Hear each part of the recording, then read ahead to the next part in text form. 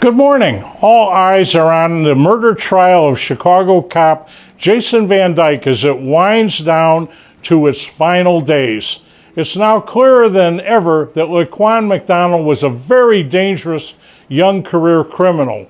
We know that at the time of the shooting that McDonald had just attempted to murder a man with his knife that caught him in the act of burglary. McDonald soon threatened responding cops with his knife, actually slashing the tire of a marked police vehicle and attempting to stab another officer right through the windshield.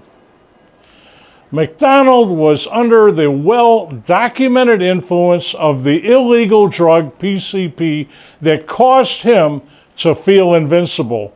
Additionally, we've learned that McDonald could not feel pain from any bullets entering his body because of that illegal drug.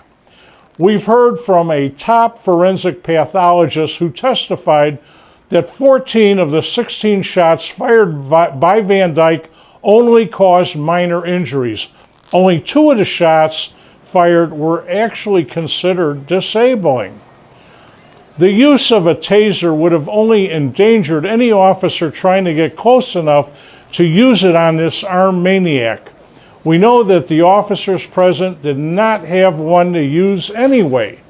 We've learned that all cops are specifically trained to open fire on anyone threatening them with a knife within 21 feet. Here, the distance between McDonald and Van Dyke was only half of that. Van Dyke was put on trial for political reasons only, involving the mayor's re-election plans. Officer Van Dyke simply followed his training, survival instinct, muscle memory, and above all, Illinois law. We can't forget that Van Dyke had an entirely different view than that of the police car dash cam angle. Additionally, it would have been nearly impossible for this cop to know that his bullets actually struck McDonald in the darkness. What Van Dyke could clearly see was an extremely dangerous and determined criminal that never dropped his knife even after Van Dyke's service pistol was empty. The proof is evident that Laquan McDonald was the one who wrote the last chapter of his monstrous life. Officer Jason Van Dyke had a sworn duty to confront and stop McDonald's reign of terror.